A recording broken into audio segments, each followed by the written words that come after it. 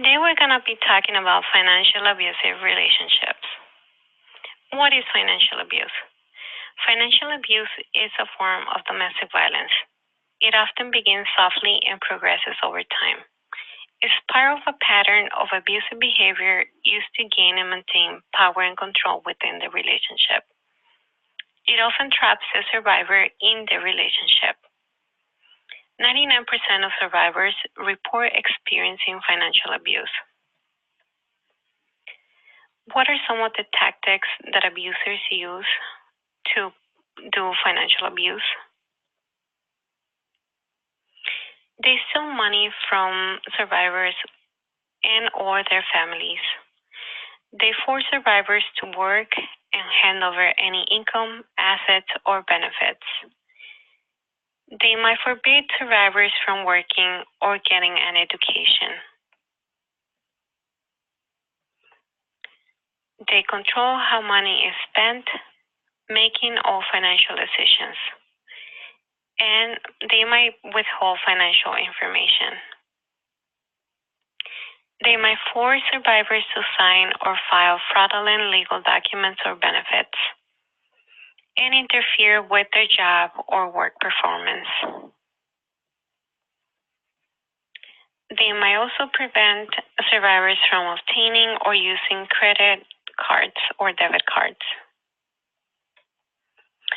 Making threats to report for cheating on your benefits.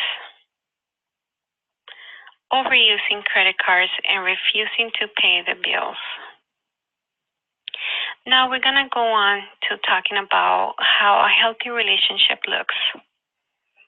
Healthy financial relationships are where usually both partners have access to any and all financial information, although one may manage the day-to-day finances and bill paying.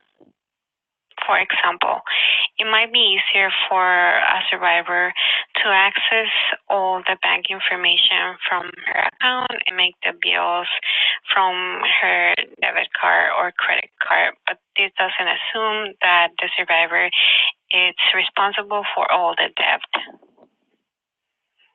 Differences in values are negotiated and financial goals are formed jointly.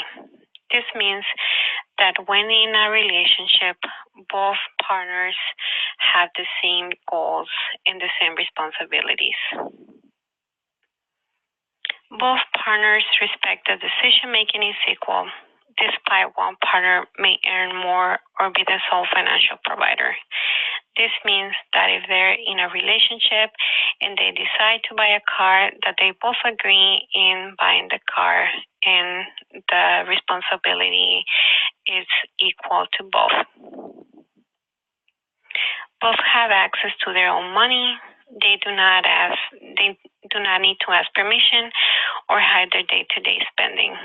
This means that survivors are not afraid of spending their money, or the other partner is not hiding any information that might affect the other partner.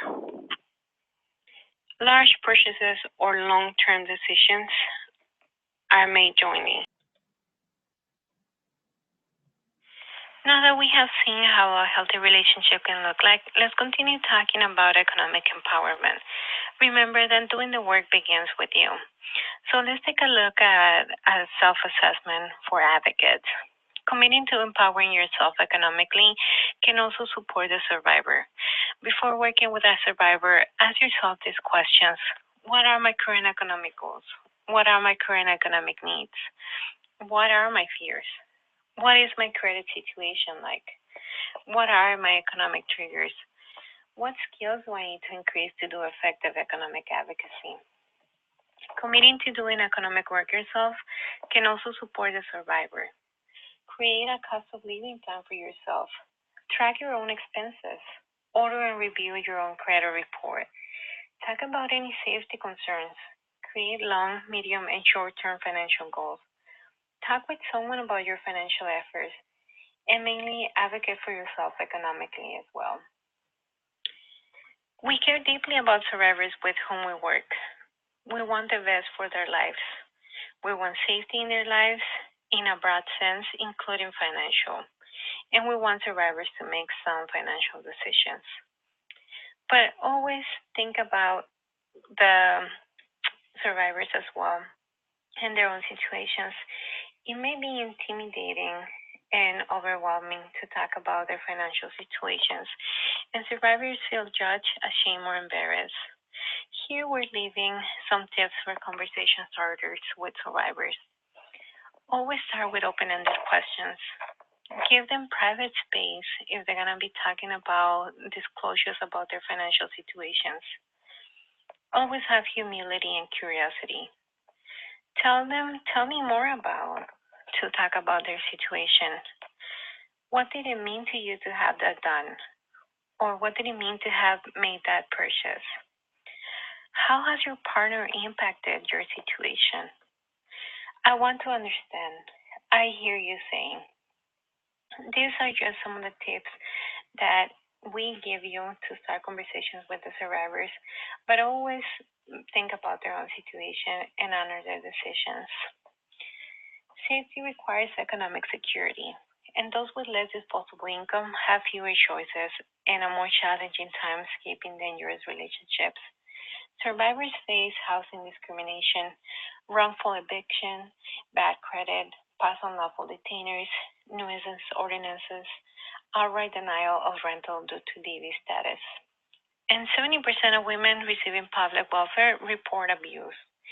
99% of the survivors have reported experiencing some form of financial abuse, and is the most common reason why survivors stay. Remember that your role as an advocate should be to support the survivor.